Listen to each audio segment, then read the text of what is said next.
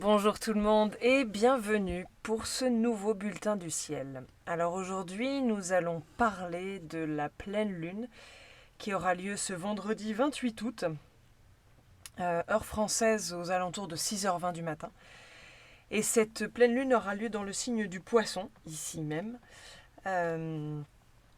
Et c'est non seulement donc une pleine lune ordinaire, j'ai envie de dire, il n'y a pas de pleine lune ordinaire, mais elle sera également éclipsée, puisque c'est l'éclipse lunaire qui suit l'éclipse solaire que nous avons eue le 12 août.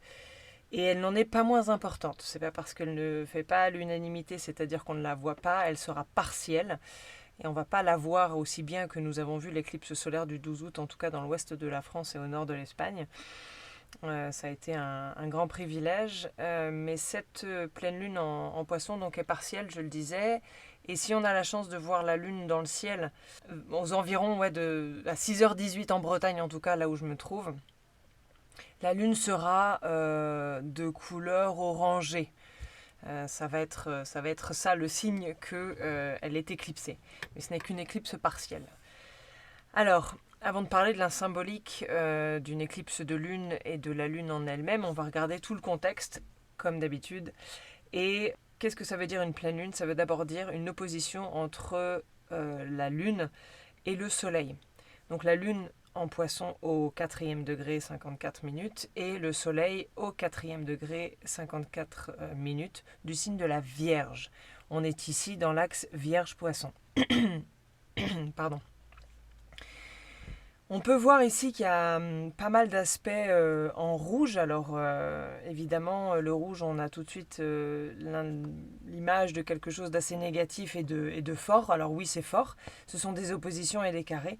Simplement, ce sont des invitations à venir harmoniser tout ce qui s'y trouve. On va faire un petit point plus détaillé.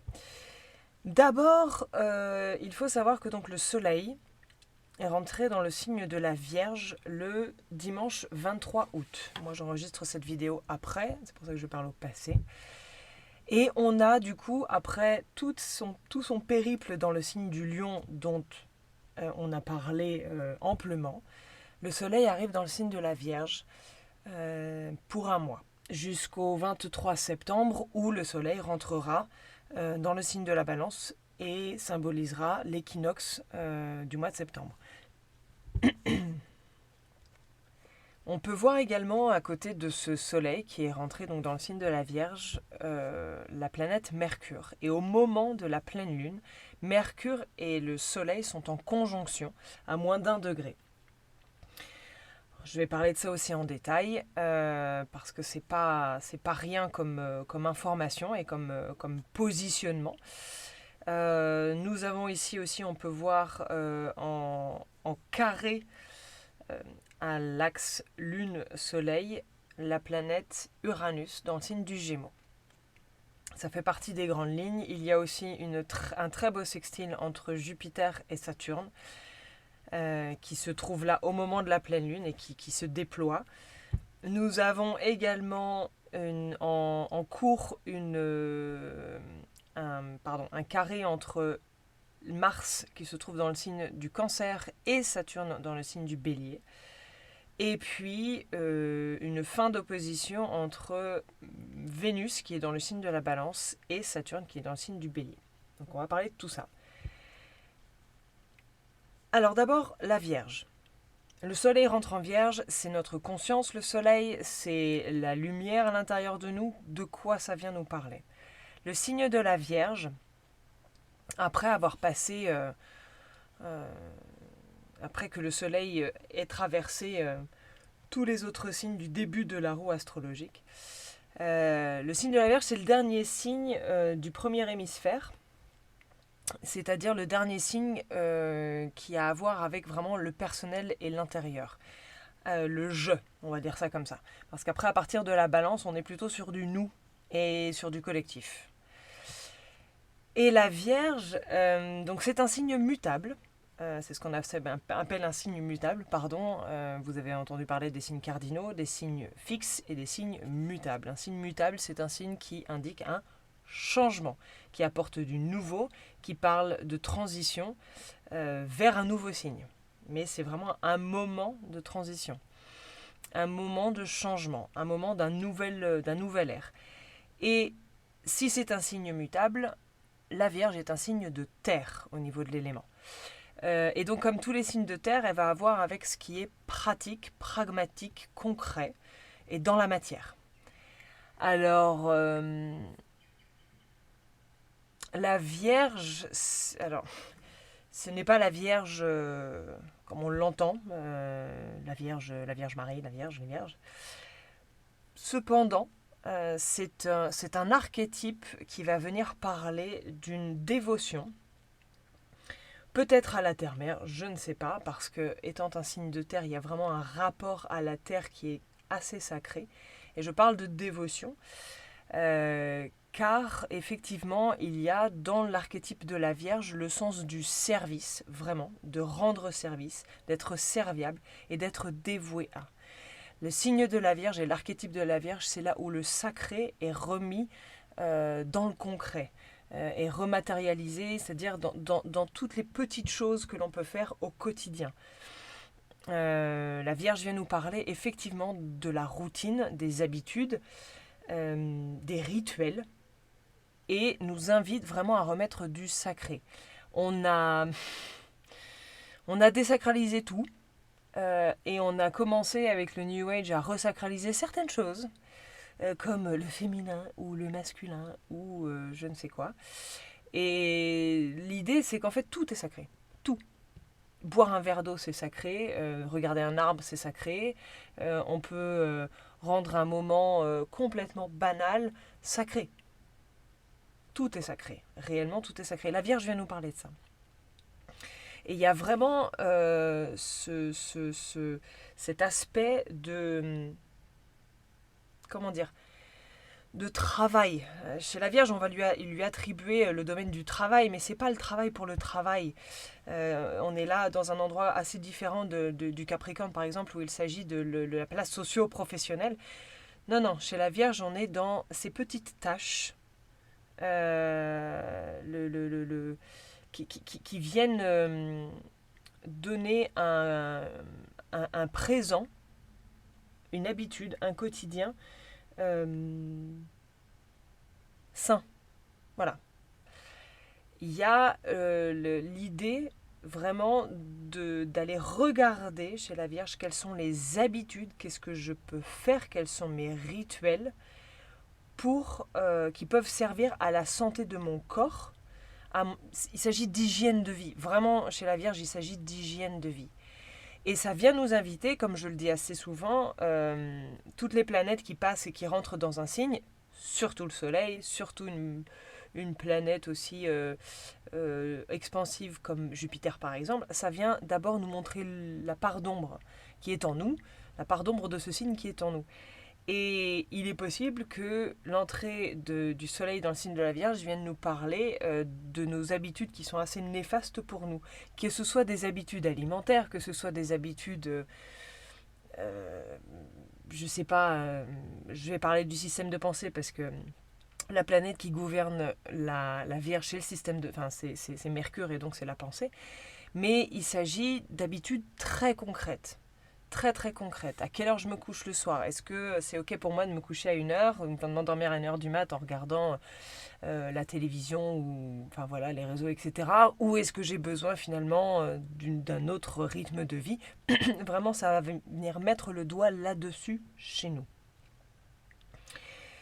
Je le disais, il y a quelque chose avec une sacralité dans le quotidien. Qui rappelle vraiment ces prêtres. Enfin, on est dans un archétype particulier, l'archétype de la prêtresse qui était dévouée et qui avait une hygiène de vie très particulière, justement pour servir le divin ou le spirituel, ou peu importe ce à quoi elle était dévouée. Mais il y a une question de comment est-ce que j'organise ma vie pour me dédier à. Et pour être le plus optimum à l'intérieur de moi, dans mes pensées, dans mon hygiène de vie, pour pouvoir servir ce que je dois servir. Alors, je le disais également, le signe de la Vierge, c'est un signe très mental, très analytique. Sa planète gouvernante étant Mercure. Et Mercure va venir ici montrer un système de pensée qui est, comme je le disais, très analytique, très méticuleux, très organisé, il y a axé sur les détails. Le coupage de cheveux en 4, c'est la Vierge. et la part d'ombre de ça, parce que ça peut être, enfin, c'est génial d'avoir un esprit d'analyse très clair, vif, d'être capable de voir dans les détails, parce que on dit que c'est dans les détails que se cache le diable, mais je pense que c'est dans les détails aussi que se cache le divin. Si tout est polarité, on peut aller aussi dans ce sens-là. C'est vraiment dans les petits détails aussi que je participe à mon expansion et à ma croissance dans la conscience.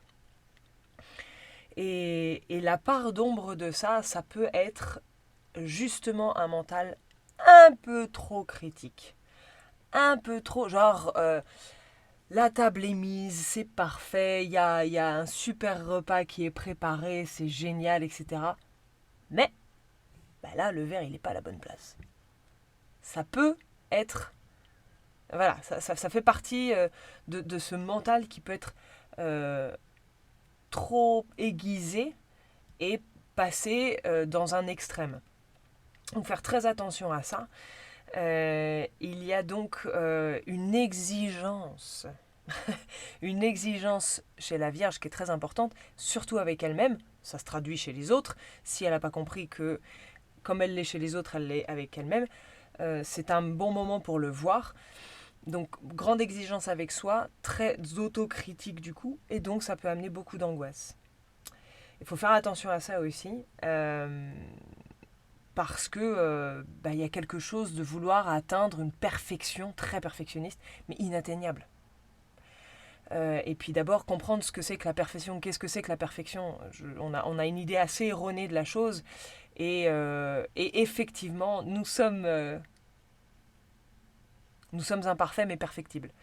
Et c'est peut-être là l'équilibre à aller trouver pendant ce mois où le soleil traverse le signe de la Vierge, et pendant ces premiers jours-là où nous avons en plus donc une conjonction du soleil avec Mercure, planète du système de pensée, dans le signe de la Vierge, où Mercure, quand il fait une conjonction avec le soleil, c'est comme si c'était sa révolution solaire à lui.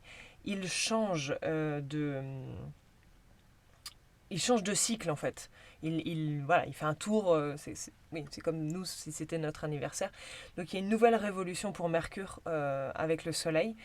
Donc ça vient mettre en lumière un nouveau système de pensée, une invitation au changement, réordonner son système de pensée, qu'est-ce qui me sert, qu'est-ce qui ne me sert pas. Dans le signe de la Vierge, qu'est-ce qui est sain pour moi, à quoi j'ai envie de me dévouer, mais...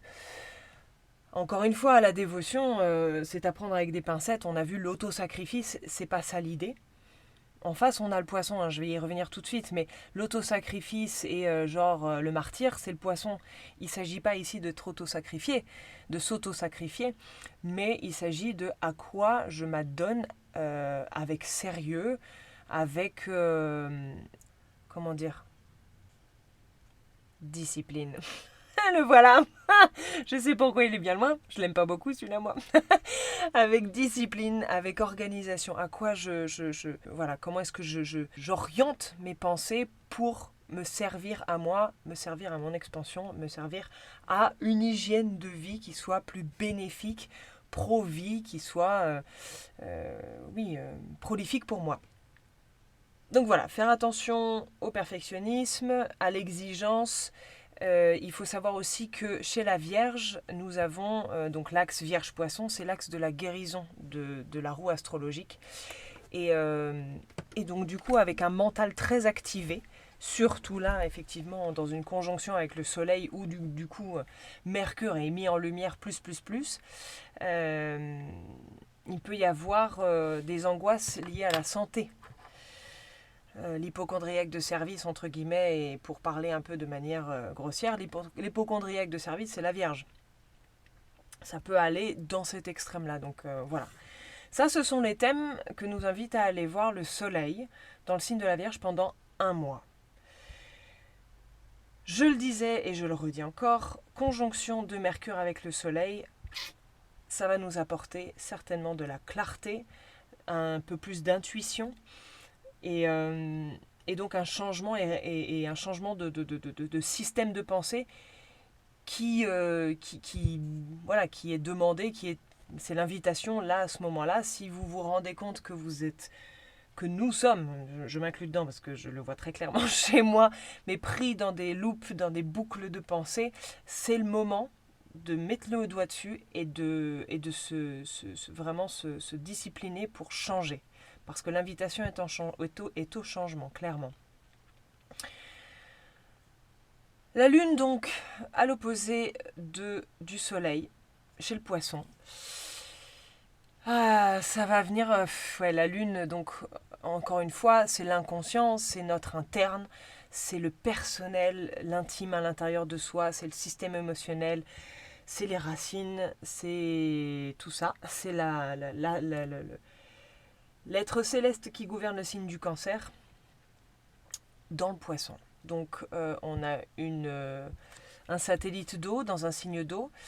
Dans l'axe donc de la guérison de la roue astrologique, santé, on parle de purge là. On parle de purge. On parle de nettoyage. On parle de détachement.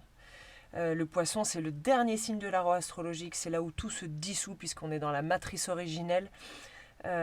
Où, encore une fois, tout se dissout, tout disparaît, tout se mélange, tout voilà, pour renaître à une nouvelle forme. C'est renaître à une nouvelle forme qui est donc le Bélier. Mais ici, on parle de dissolution. Vraiment, on est dans un moment de dissolution d'un système de pensée qui ne nous va pas, d'habitudes qui ne nous vont plus. Et si on regarde chez le Poisson, là où donc la lumière est mise grâce au soleil qui éclaire la lune chez le Poisson, c'est les illusions. Neptune, qui se trouve dans le signe du Bélier, mais Neptune, gouvernante du signe du Poisson, c'est l'illusion et la désillusion. Donc, nettoyer, purger les illusions, nettoyer, purger notre faculté à être les martyrs ou les victimes. Il est temps d'arrêter ça. On est proche, j'y reviendrai parce que c'est pour ça qu'il y a une éclipse, mais on est proche justement de ce nœud nord, le Dharma lunaire qui se trouve dans le signe du Verseau. On n'est plus du tout dans la victimisation. On est dans la création de quelque chose de nouveau qui est au bénéfice du collectif. Et donc, on ne peut plus être une victime. On ne peut plus regarder notre nombril de manière victimaire. On ne peut plus être martyr, on ne peut plus vouloir échapper à, parce que chez le Poisson, il y a cette idée d'aller toucher le divin, d'aller toucher cette multidimensionnalité. La dissolution dans la matrice originelle, c'est ça, c'est nous sommes multidimensionnels et on a une expérience 3D sur la Terre. Ça, c'est une théorie qui parle ou pas. Mais y a une idée d'aller toucher cette multidimensionnalité, ce divin, et donc chez le Poisson, puisque tout est duel, il y en a deux, des poissons, et on peut aller toucher en faisant appel à des choses chimiques, les drogues, l'alcool, pour pouvoir échapper à des choses concrètes dans la matière, nos responsabilités, etc., pour pouvoir vivre une espèce d'illusion où rien ne nous atteint et tout va bien et c'est super, etc. Et il est plus temps de ça en fait. On touche la dimension divine de notre être en étant incarné, en passant par l'expérience humaine de la palper vraiment de l'intérieur et de transmuter ce qu'il y a à transmuter pour pouvoir s'élever et redevenir une nouvelle forme à chaque fois. Chez le Poisson, on est dans la fin de ce cycle. Ce qui me venait quand je me suis connectée à cette pleine lune, c'est vraiment cette idée-là. on a cette invitation à faire le deuil de ce qui a été. Il y a vraiment de ça. On est sur la fin d'un cycle, d'éclipses. C'est-à-dire que les éclipses dans l'axe Poisson-Vierge, il y en a eu 2 par le passé. Enfin, c'est un cycle qui va se terminer début 2027. Là, c'est la 3e. Il y en aura une 4e. Mais c'est... donc, il y en a une éclipse lunaire le 17 septembre 2025 dans le signe du Poisson. Deuxième éclipse lunaire le 18 septembre 2024, donc une année auparavant. Donc ça fait déjà 2 ans, c'est la 3e éclipse lunaire dans le signe du Poisson.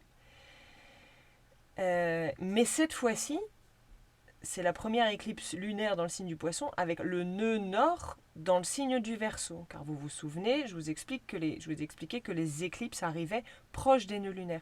Mais jusqu'à présent et pour les 18 derniers mois, le nœud nord était dans le signe du Poisson. Nœud nord, boussole collective de notre évolution cosmique. Allons-y avec les grands mots. Sauf que là, bah oui, on a un grand nettoyage qui est prévu parce que c'est un nettoyage interne, ça vient vraiment toucher notre émotionnel. Il est fort possible que cette semaine soit très très émotionnelle, que il y ait besoin de sortir des choses, que ça bouge vraiment profondément à l'intérieur de nous, dans nos racines. Mais c'est avec le nœud nord, la boussole, vers le Verseau, vers un renouveau. Et donc on est dans une fin de cycle pour pouvoir passer à du nouveau, le Verseau. Ce n'est pas la dernière éclipse de lune dans le signe Vierge-Poisson, puisque nous aurons une dernière éclipse de lune, non dans le signe du Poisson, mais dans le signe de la Vierge, l'année prochaine, en février. Mais ce sera la dernière. Et après, on passera à des éclipses de lune et de soleil dans l'axe Lion-Verseau. Voilà pour la temporalité et la chronologie. Mais je le disais, donc une éclipse, donc non seulement là la lune, ok, elle est mise en lumière complètement dans cet archétype de dissolution, de fin, pour du renouveau, mais elle est éclipsée. C'est-à-dire que pour moi, il y a une idée de... ça va peut-être pas être tout à fait clair tout de suite. Il y a quelque chose qui couvre encore les messages, même si en face, on a vraiment, encore une fois, Mercure et le soleil qui illumine Mercure, où il y a de la clarté, mais là, ça va venir vraiment nous inviter à regarder encore plus en profondeur, encore plus dans notre ombre, dans notre nuit, dans l'aspect nocturne de notre être, pendant cette éclipse, au moment de cette éclipse-là, pour pouvoir révéler quelque chose. Il y a vraiment cette histoire de révélation qui va être là, au moment où le soleil, la Terre sera passée de l'autre côté, j'ai envie de dire, et le soleil pourra illuminer complètement la lune. Mais il y a un moment un petit peu de flottement où là, j'ai l'impression que ça vient mettre encore plus de poids dans dans ce mouvement interne profond et personnel, cette éclipse. Ça va venir parler encore plus de notre obscurité, de ce qu'on ne voit pas, de ce qu'on ne veut peut-être pas voir. Parce qu'une lune illuminée, ça vient révéler notre intérieur, notre inconscient. Mais là, on va lui mettre encore un petit cache au moment où elle est pleine, au moment où on pourrait voir, pour que ce soit révélé encore plus après. Ça va venir nous parler de notre intuition aussi.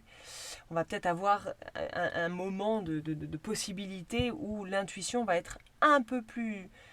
une acuité d'intuition un peu plus forte après cette éclipse ou autour de cette éclipse. Élément très important, je le disais, ce carré avec Uranus. Dans le signe du Gémeaux, un carré, vous le savez, ça vient parler d'une tension interne ou externe. Là, on a les deux. Le soleil vient parler d'une tension externe et la Lune vient parler d'une tension interne avec Uranus, mais Uranus vient éminemment nous parler de changement. Il est temps de lâcher, il est temps de dissoudre, je parlais de tout à l'heure de dissolution, mais dissoudre les réminiscences d'un passé qui n'est plus. Uranus, c'est vraiment la planète du futur, la visionnaire. Et donc, ça vient dire, stop, c'est bon. Non seulement il y a Jupiter qui nous dit, arrêtez de vous faire tout petit là, et c'est bon, on y va, et on brille de l'intérieur vers l'extérieur, et on émet toute notre lumière. Mais Uranus, il dit, mais c'est bon avec le passé, quoi. Et puis, Uranus vient parler de encore une fois, de notre système de pensée, des idées révolutionnaires. Changeons les trajectoires des sentiers battus de notre pensée, qui va les utiliser, ces sentiers battus, parce que c'est familier, parce que c'est commode, parce que c'est confortable, et c'est bien humain. C'est ok. Il ne faut pas non plus s'auto-flageller parce qu'on utilise toujours les mêmes sentiers. C'est naturel et organique. Cependant, il est temps de faire différemment. Parce que peut-être que les sentiers battus, ils sont trop battus, c'est pas les bons, ou je ne sais, que sais-je. Mais ça vient vraiment, vraiment, vraiment nous parler de changement. La qualité d'Uranus, ça, je le dis à chaque fois, ça vient nous parler de changement, certainement, peut-être un peu de manière soudaine. Ça peut venir d'un côté nous parler donc de chaos, de désordre, de disruption, dans une routine, dans un truc où on est bien calé, on est bien pépère. Non. non, c'est pas ça. On a l'impression qu'on sait de quoi il s'agit, etc. Et puis pif, il y a plein d'imprévus qui arrivent, et en fait ça vient nous dire qu'une seule chose, suis le guide, parce qu'en fait on ne sait pas. Donc ça vient nous inviter à être très malléable. Et ça vient aussi nous parler de ce que je disais tout à l'heure, et je me répète, mais de révélation. On a cette conversation entre la Lune, le nœud nord bien sûr, le Soleil, Mercure et Uranus. Il est possible qu'on ait des révélations, pas nécessairement un truc qui arrive tambour sonnant et trompette vrombissante, mais de se rendre compte que en fait on avait telle ou telle pensée ou tel mode ou tel comportement ou tel mode de vie, et on s'en était pas forcément rendu compte ou on s'en était pas aperçu, et ça va vraiment faire un déclic intérieur. Ça peut être tout à fait interne, on est dans une lune, dans une pleine lune, donc ça peut être tout à fait interne, puissamment interne, mais va y avoir vraiment quand même cette idée de soudain, de moments clés où il y a comme la foudre qui tombe, et ça vient ça vient s'illuminer, quoi. Et tout ça dans le seul but que nous évoluions. C'est tout.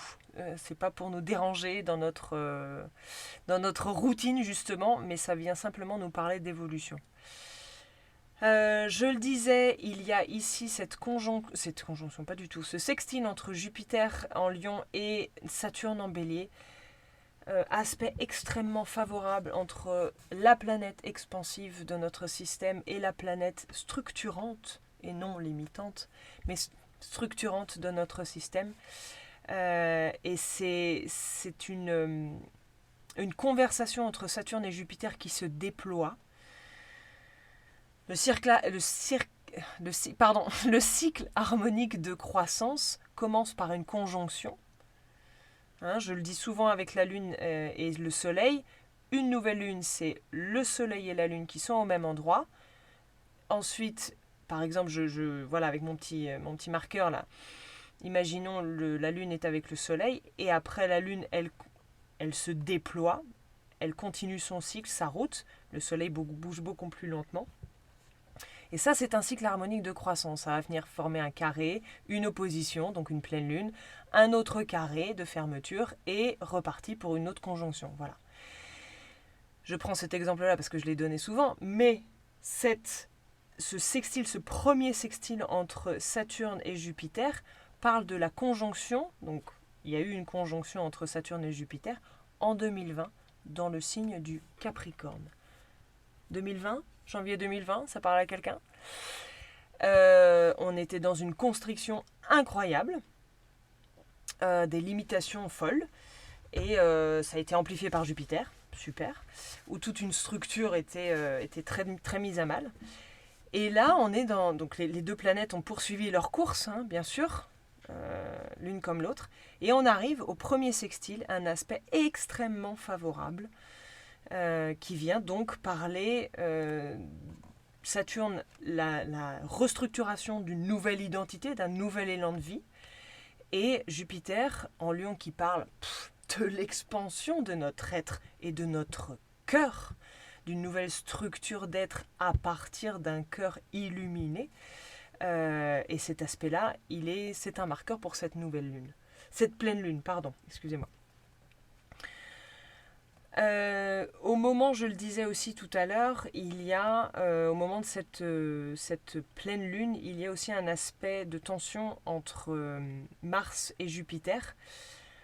Une structure avec un bélier, Mars étant la planète qui gouverne le bélier, donc c'est-à-dire un fonceur, celui qui veut faire tout seul, tout de suite, etc. Ça peut être un peu agressif, ça peut être un peu violent, il y a beaucoup d'énergie. Et donc il faut la structurer avec Saturne. Hein.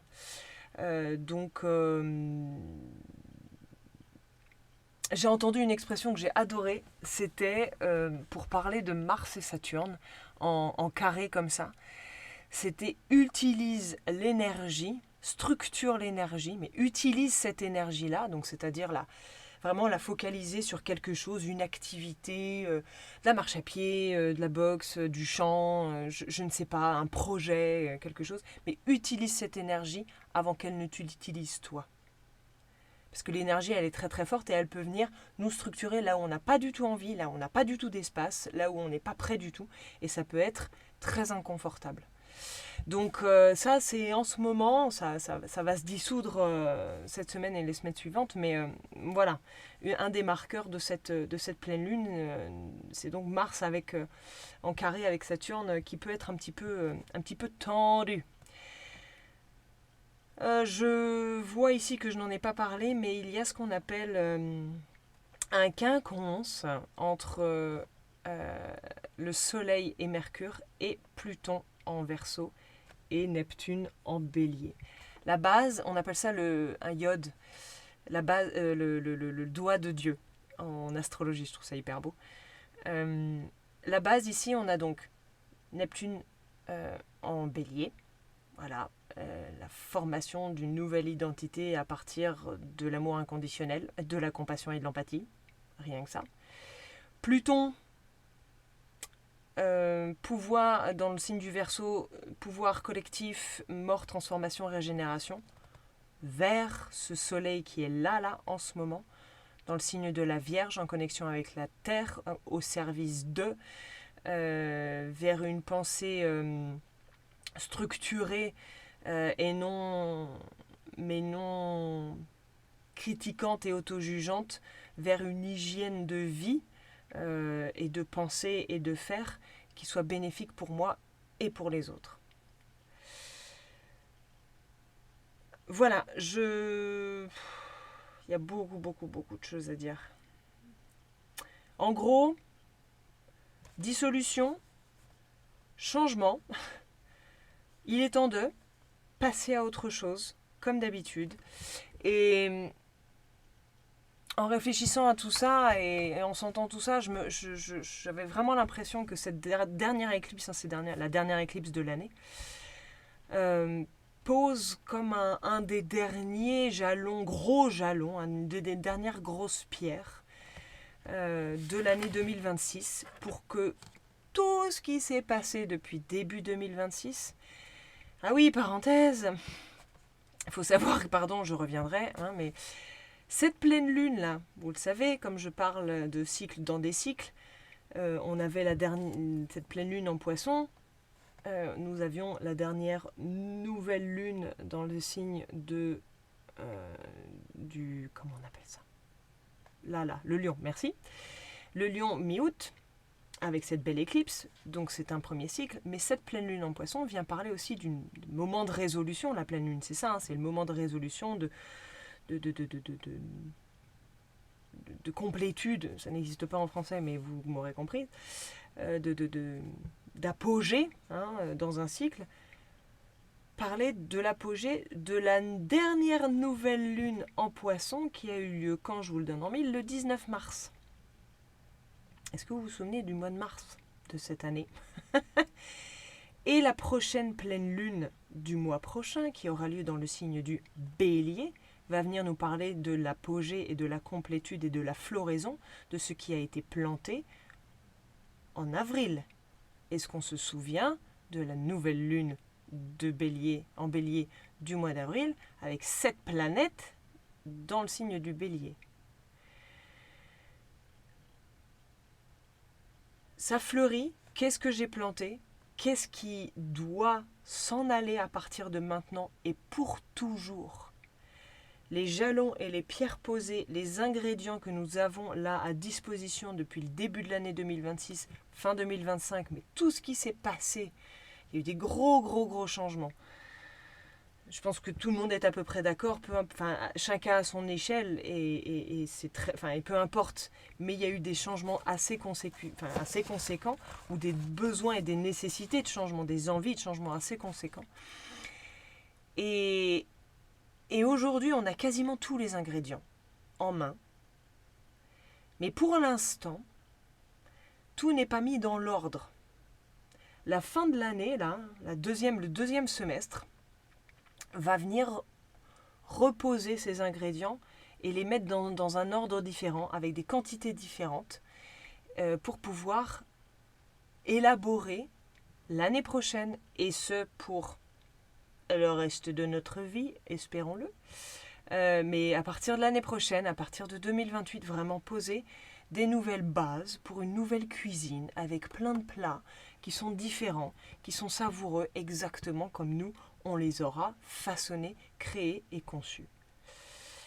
Donc c'est hyper intéressant je pense, d'être conscient de tout ça pour pouvoir poser les bonnes intentions. Enfin les bonnes, il n'y en a pas de bonnes, il n'y en a pas de mauvaises. Les intentions, elles sont bonnes pour chacun et chacune. Mais voilà, d'être conscient pour savoir quelles intentions on pose, parce que tous ces cycles-là, une éclipse, une deuxième éclipse, les nouvelles lunes, les pleines lunes, les conjonctions, etc., les aspects, on a toujours ce trigone absolument incroyable, et encore, je le disais, jusqu'à 2028 dans les derniers podcasts, dans les dernières vidéos, entre Uranus, Pluton et Neptune. C'est pas des transits qui se passent et puis voilà, pif, c'est terminé. C'est des graines plantées. Cultivons-les, faisons-les fructifier, voyons ce qui fonctionne, voyons ce qui ne fonctionne pas. Mais c'est pas que les dés sont jetés, ils sont pas encore tout à fait jetés, mais on a quand même une bonne grosse base des ingrédients de ce qui va être mis en place les mois prochains et les années prochaines. Merci de votre écoute et de votre attention. Je nous souhaite une excellente pleine lune. N'hésitons pas à lâcher et à nous connecter à l'eau, dans tout ce feu et dans tout cet air, dès que c'est possible, d'une manière astrologique, astronomique, physique, matérielle, dans la matière. Quand c'est possible, la lune étant dans un signe d'eau, le poisson, et le soleil dans un signe de terre, profitons-en tant que c'est là. Je vous dis à la prochaine pour un bulletin qui parlera donc de la nouvelle lune dans le signe de la Vierge. Et d'ici là, portez-vous bien et prenez soin de vous.